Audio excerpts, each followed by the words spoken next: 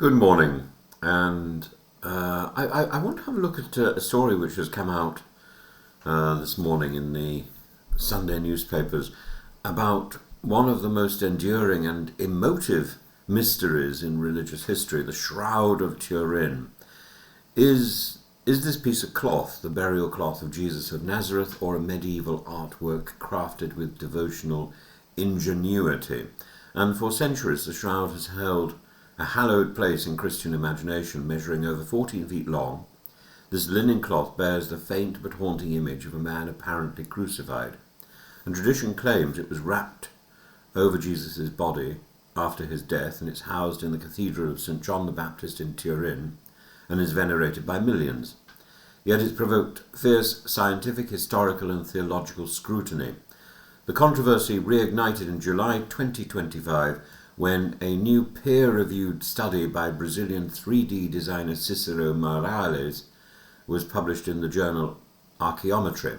Morales, a reconstruction expert, used simulation tools to digitally drape cloth over two different models, a fully three-dimensional human model and a shallow bas-relief sculpture, a kind of flattened representation common in medieval funerary art, and the results were striking. When the cloth is laid over a real human body, it produces distortion, a widening of features, a phenomenon Morales likens to the Agamemnon mask effect, referencing the famous exaggerated funeral mask from Mycenae. In contrast, the low-relief model yielded an image with much closer fidelity to the actual contours of the shroud. His conclusion, therefore, the image on the shroud is more consistent with an artistic low-relief matrix, perhaps made of wood, stone or metal, possibly pigmented or heated to form a superficial imprint. And this, he argues, is not evidence of fakery, but rather suggests the shroud is a remarkable medieval devotional artwork, perhaps even a masterpiece of Christian funeral art, designed to embody the Passion in symbolic form. Importantly, Morales' findings are consistent with the much contested carbon dating results from 1988, and those tests place the shroud's origins between 1260 and 1390, right in the height of medieval Europe's religious relic production and sculptural tradition. And we should remember, low-relief sculptures of Christ and the saints often adorning tombstones were commonplace in this period. Of course, not everyone is convinced. Professor Giulio Fanti of the University of Padua continues to insist that bloodstain patterns and alleged pulmonary fluid on the shroud are consistent with crucifixion trauma. He points to the directional flow of the blood and the presence of stains that he believes could not have been forged. Similarly, the 2022 wide-angle X-ray scattering, the wax analysis, controversial though it is, suggested a possible first-century origin for the single thread from the cloth. Yet this remains an outlier in the broader evidence field.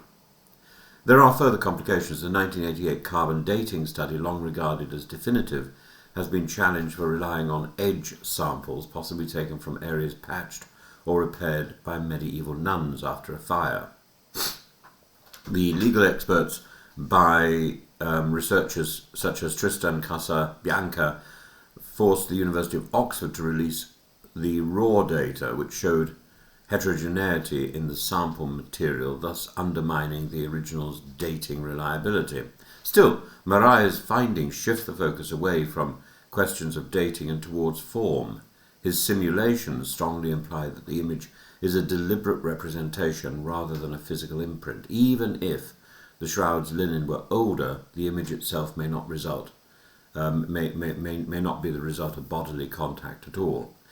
Andrea Nicoletti, the professor of history of Christianity at the University of Turin, agrees. He has long contended that the shroud's image corresponds to a flat orthographic projection, essentially a mapped image rather than a wrapped one. And in his view, Morales has simply confirmed what had been suspected for centuries, that the shroud's anatomy is too good for a burial cloth. The image Nicolotti argues is anatomically idealized, not naturally transferred. And that, in a sense, is the heart of the matter. Whether it's a relic or a religious artwork, the Shroud of Turin tells us more about medieval belief than it does about Roman crucifixion. It may well have been created not to deceive but to inspire, to make tangible the agony, dignity and hope embodied in Christ's passion. If so, it is no less valuable to Christian tradition, as Cicero Marius put it. The shroud may be a masterpiece of Christian art, a deliberate spiritual projection onto cloth designed to bridge the gap between the physical and the divine. In the end, science may continue to refine our understanding of the shroud's materials and methods, but its meaning, that will always be a matter of faith, imagination and mystery. I am still not completely convinced that Cicero Marius has fully explained why the marks of the imprint of the nail marks of the crucifixion are in places that medieval Europe didn't believe. The medieval Europe believed that the nails went through the palm of the hand, but the imprint on the Shroud of Turin correctly suggests that they go through the wrist, and archaeology suggests that is now correct. But I don't understand how that is something that a medieval historian or artist could have worked out. And we have absolutely no evidence at all in medieval art for that positioning of the nails. So I find that evidence alone, I think challenges Cicero Marius' conclusions, and I think it's far from a certainty that this is the fake that the Sun proudly professes this morning.